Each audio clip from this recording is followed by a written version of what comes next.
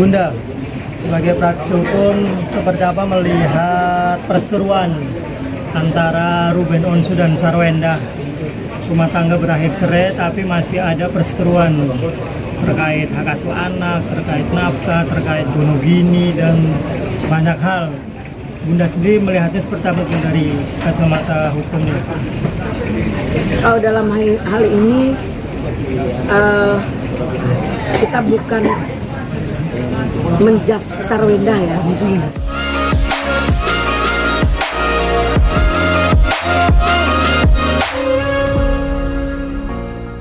Bunda, sebagai praktisi hukum, seperti apa melihat perseteruan antara Ruben Onsu dan Sarwenda? Rumah tangga berakhir cerai, tapi masih ada perseteruan terkait hak asuh anak, terkait nafkah, terkait gonogini, dan banyak hal. Bunda sendiri melihatnya seperti apa dari kacamata hukumnya? Kalau dalam hal ini kita bukan menjas Sarwenda ya. Sarwenda ini seorang perempuan yang tidak tahu berterima kasih. Kenapa? Lihatlah orang di bawah sana. Ya, Ibu Sarwenda, dia cuma dapat nafkah ala kadarnya.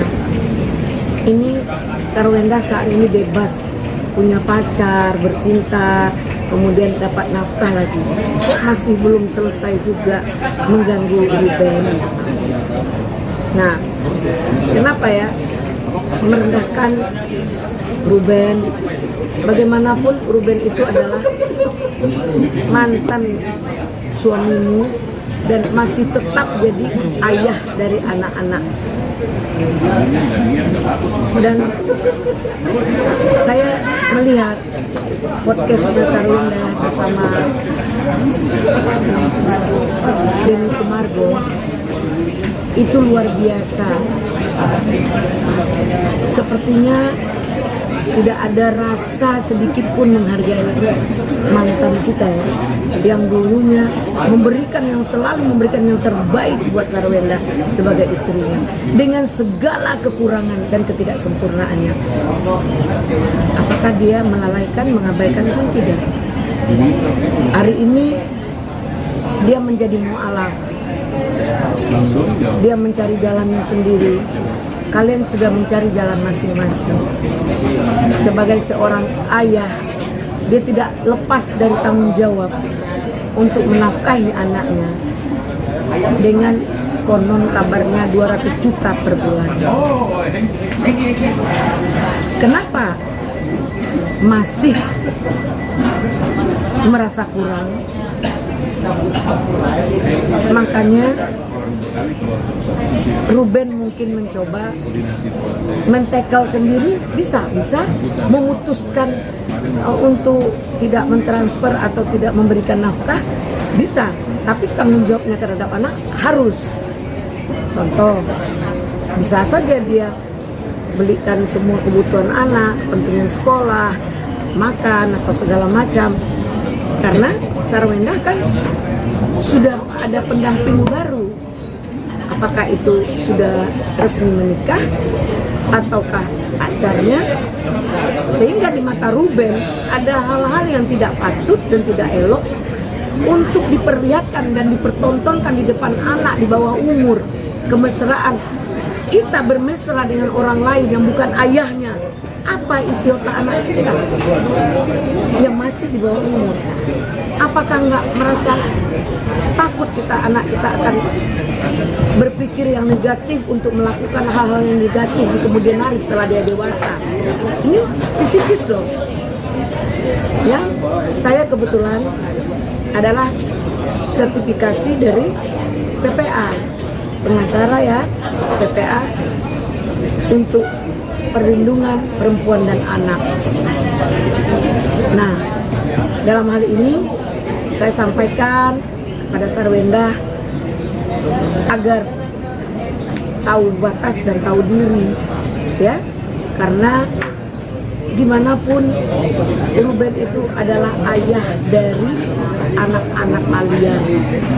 Nah, jika kamu sudah memilih pasangan yang baru yang saat ini masih menikmati fasilitas dari Ruben seperti rumah ya, kalian masih bersama dengan orang lain di rumah mantan suami, kan tidak elok juga bagi pasanganmu, dan pasanganmu kayaknya nggak risih ya, apakah ini ajas manfaat apa atau ajas ketidakberdayaan pasanganmu untuk memberikan fasilitas tempat tinggal untuk kalian bermesraan atau tempat kalian untuk mengadu kasih atau berumah tangga atau seperti apa.